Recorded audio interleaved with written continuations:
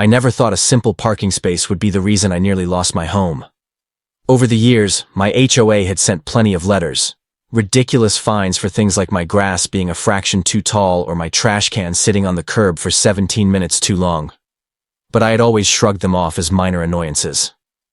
This was different. This time, they were threatening to take my house. The letter was thick, far heavier than the usual one-page warnings I'd received before. I stared at it for a second before tearing it open, feeling an odd sense of dread settle in my stomach. The words blurred together at first, but my eyes quickly found what mattered. Notice of violation. Final warning. You are in violation of Section 14.2. Unauthorized parking. $850 in unpaid fines must be resolved within 14 days, or a lien will be placed on your property. I read it again. $850 for parking in my own driveway? My grip on the paper tightened. I had received 2 warnings before about my truck being oversized, but I had checked the bylaws. My truck was exactly within the HOA's own vehicle size limits. If my truck was a violation, then so was Greg's. And Greg, my neighbor across the street, was on the HOA board. I stormed outside. My jaw clenched so tightly it hurt. The sun had barely started setting, casting long shadows over the neatly maintained homes of Willow Ridge Estates. My truck sat in the driveway, parked exactly where it had been for the past 4 years. Nothing had changed, except now, they were coming from my house. A movement caught my eye. Greg was standing on his porch, sipping from a beer bottle. His lips curled into an infuriating smirk when he saw me holding the letter. He knew exactly what was in it. I marched across the street, gripping the paper so hard it crumpled. You want to explain this? I snapped, shoving the notice toward him. Greg took a long, slow sip of his beer before answering. Can't help you, bud. HOA rules are rules. I exhaled sharply through my nose. You've got the same damn truck, Greg, he shrugged. Yeah, but mine's parked in the garage. My fingers curled into a fist, but I forced myself to stay calm. You know my garage is too small for a truck like this. So what? I'm just supposed to sell it? Not my problem. His smirk widened as he leaned against the porch railing, like he was enjoying this. The rage inside me simmered dangerously close to boiling over. But then I noticed something else. Greg wasn't alone. Through the front window of his house I could see movement. A few other HOA board members were inside. Richard, the HOA president, and Deborah, the treasurer. They were watching me, like they were waiting for my reaction. A slow, sinking realization settled in my chest. This wasn't just about my truck. This was a setup. I turned on my heel and marched back inside my house, slamming the door behind me. My breathing was heavy, my hands shaking as I reached for my laptop. If they wanted to play dirty, I needed to know exactly what I was dealing with. I started with my email, searching for every HOA notice I had ever received. Within minutes, I had a full list. $75. Trash bin visible from the street for longer than 15 minutes after pickup. $50. Front lawn ornament does not conform to approved neighborhood aesthetics. It was a small stone owl. $100. Driveway had visible oil stains. $125. Holiday lights not removed within HOA-approved timeframe. It was a long list, stretching back almost 2 years. But this truck violation was new. My frustration grew as I clicked through the documents, rereading the language over and over. I needed to find something, anything, that would prove this fine was bogus. That's when I stumbled upon Section 22.4 of the bylaws. Vehicles classified as oversized under HOA regulations are subject to fines and, upon repeated infractions, removal or restriction from the property. I frowned, rereading the words slowly. Removal? What the hell did that mean? A bad feeling crept up my spine. I opened county property records and searched for any HOA liens placed in my neighborhood over the last few years. What I found made my blood run cold. They had done this before. A homeowner just 2 streets over had lost his house 6 months ago, foreclosed on by the HOA over unresolved violations. His property was now owned by a private investment group. My fingers flew across the keyboard as I searched for the owner of that group. When the result popped up, my stomach dropped. It was Richard's brother. The HOA president's own family was benefiting from foreclosures caused by HOA violations. My hands shook as I sat back, heart pounding. This wasn't just about parking violations. They were targeting homeowners, slapping them with bogus fines, then taking their houses when they couldn't pay. And I was next. I exhaled sharply, staring at the screen as a new thought took hold. They think I'm just another homeowner they can push around.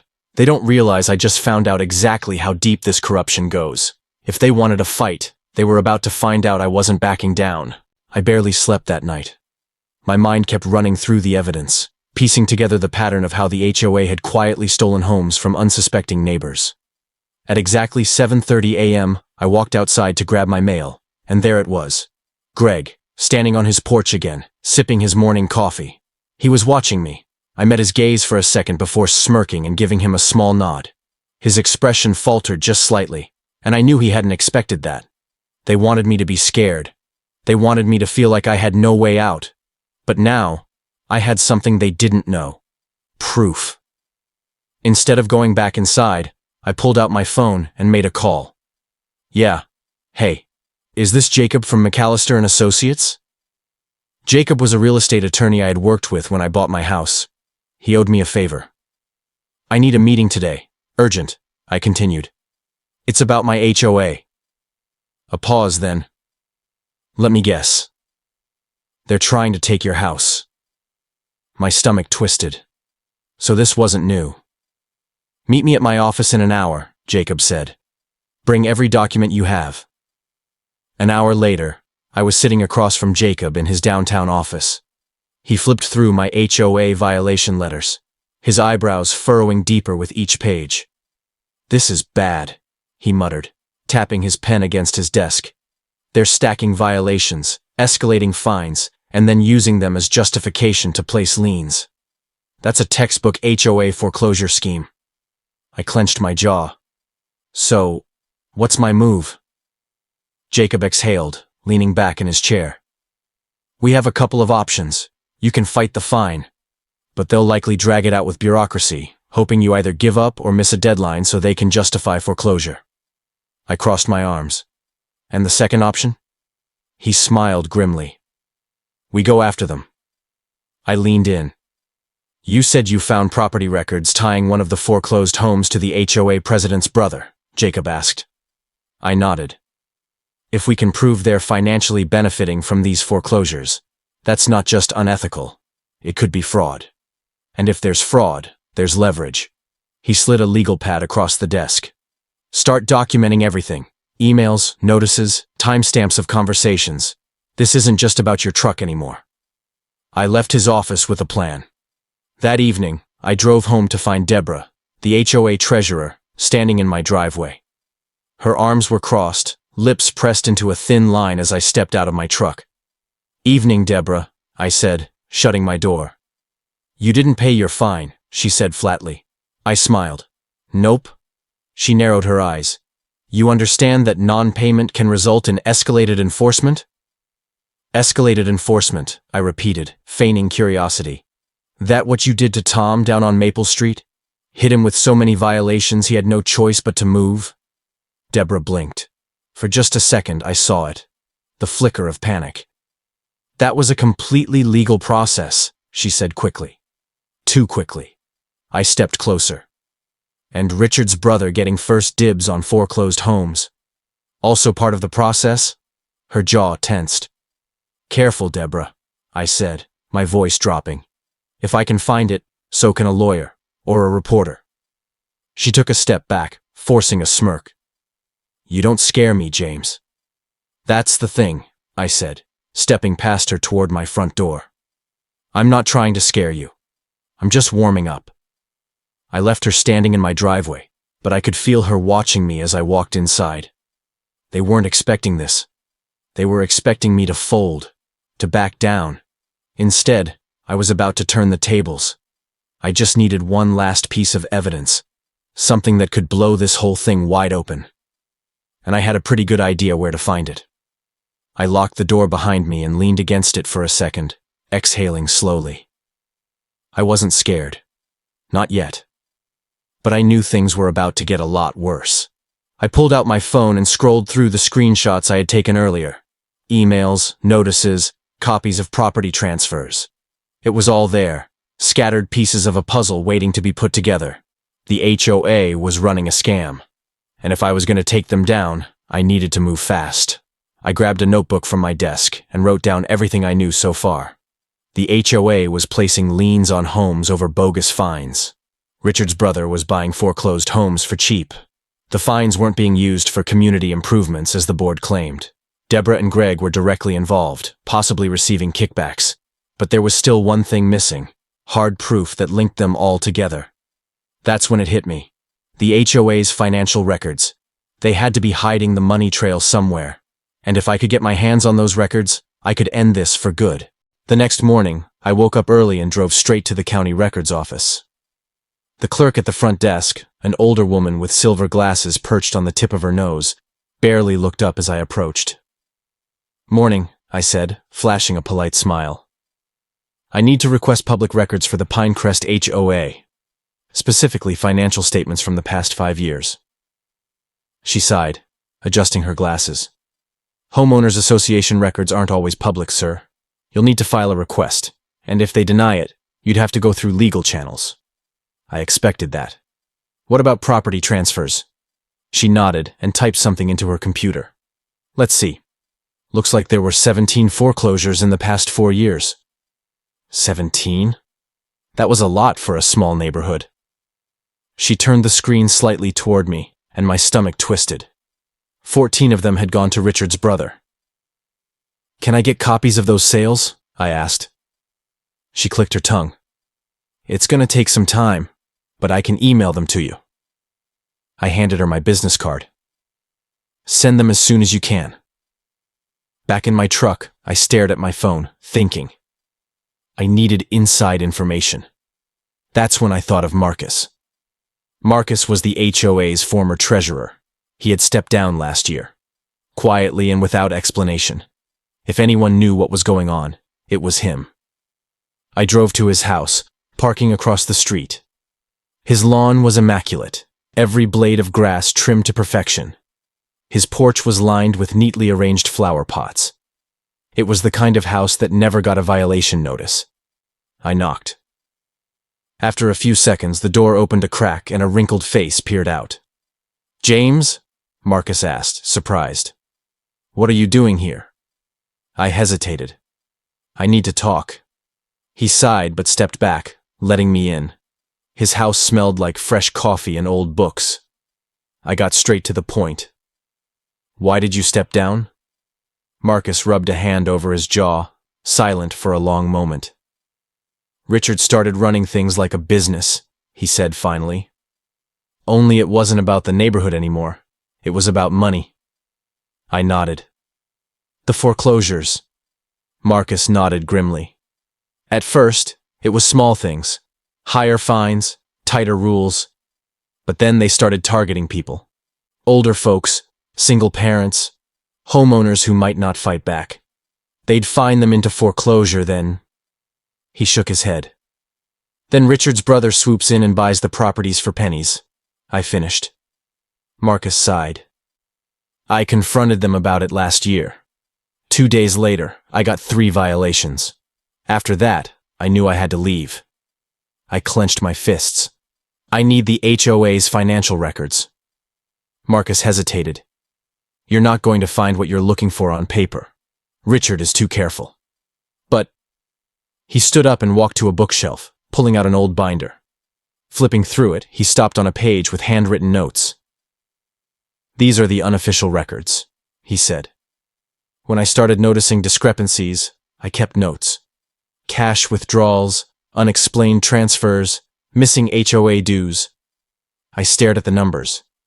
"This is proof." Marcus nodded. "But it's not enough. You need more than numbers. You need something that will make people pay attention." I already knew where to get it. That night, I parked down the street from the HOA office. Most people didn't even know the HOA rented office space. They assumed meetings were held at the community center. The building was dark, except for a single light in the back. I got out and walked carefully toward the side window. Peering inside, I saw Greg sitting at a desk, flipping through files. He looked anxious. I took out my phone and zoomed in, snapping a photo. Then I waited. 10 minutes later, Deborah arrived. She knocked twice, and Greg let her in. I couldn't hear what they were saying, but their body language told me everything. Something was wrong. Greg looked nervous.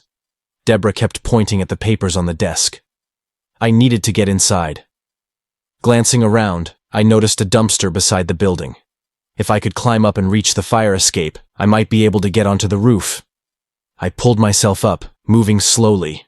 I had just reached the ledge when... Crack! The metal creaked loudly. I froze. Inside, Greg's head snapped toward the window. I pressed myself against the roof, holding my breath. A few seconds later, the office door swung open. Greg stepped outside, scanning the area. "Hello?" he called. I stayed perfectly still.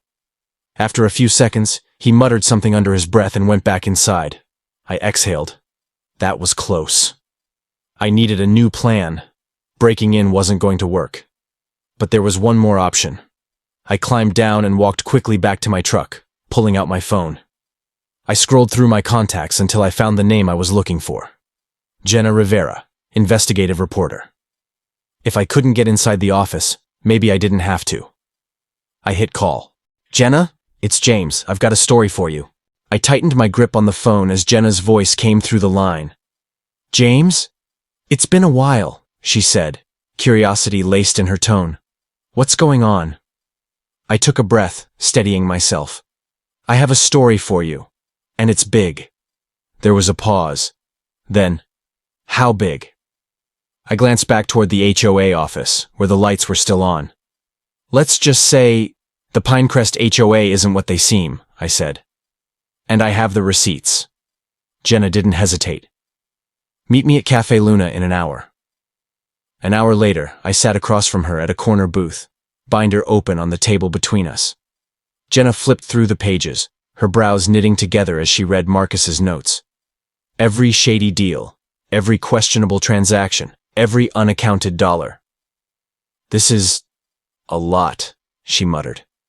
"But if this is real, why hasn't anyone stopped them?" "Because no one has proof," I said. "Not enough anyway, and no one's been willing to fight back." She tapped a finger on the page. "So, what's your plan?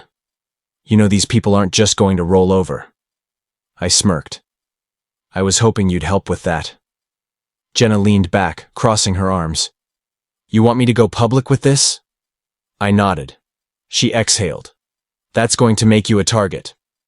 I already was. I took a sip of my coffee. "I just need you to do what you do best. Get people talking. I'll handle the rest." She studied me for a long moment, then nodded. "All right. But we're going to need something bigger. Something that will make sure they can't just sweep this under the rug." I pulled my phone from my pocket and slid it across the table. "I might have just the thing." She picked it up, eyes widening as she scrolled through the photos. "Is that Greg and Deborah?" I nodded. Inside the HOA office, at night, going through files like they're hiding something. Her lips curled into a slow smile. "Oh, this is good," she murmured. "But it's not enough.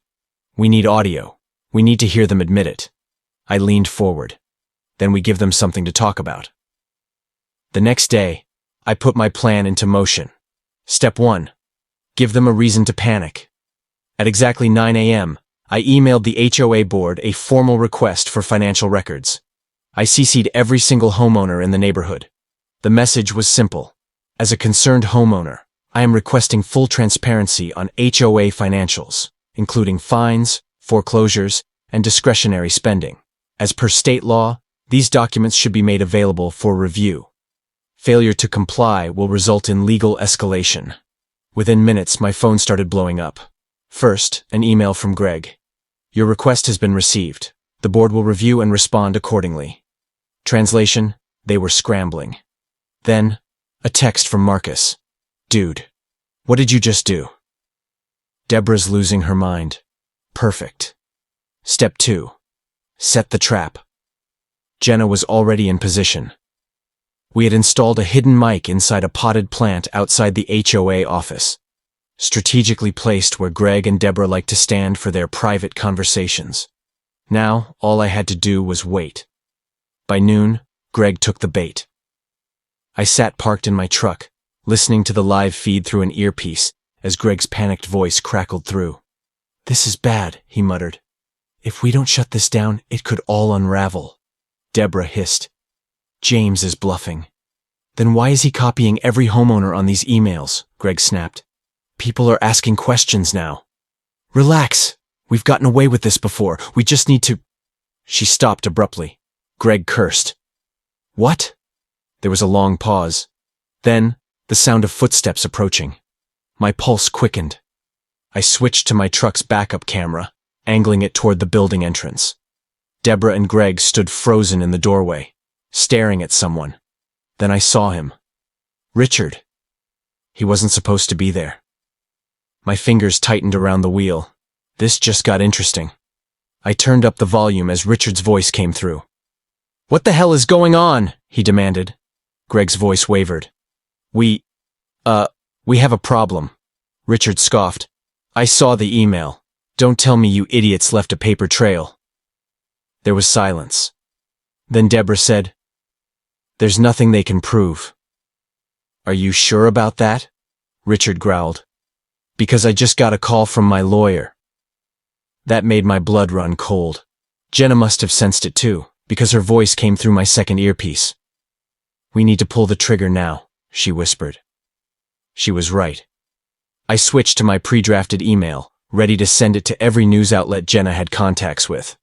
But before I could press send, Richard's voice cut through the static, sharper than before. "If this goes public, we're done." My thumb hovered over the button. Richard continued. "Listen to me. We need to shut James down." I froze. Greg hesitated. "You mean, legally?" A chilling silence. Then Richard said, "However it has to happen." I hit send. Jenna's article went live within an hour. HOA corruption? Pinecrest homeowners demand answers. Within minutes, my phone started blowing up again. But this time, it wasn't just from homeowners. The local news picked it up. The county commissioner's office issued a statement.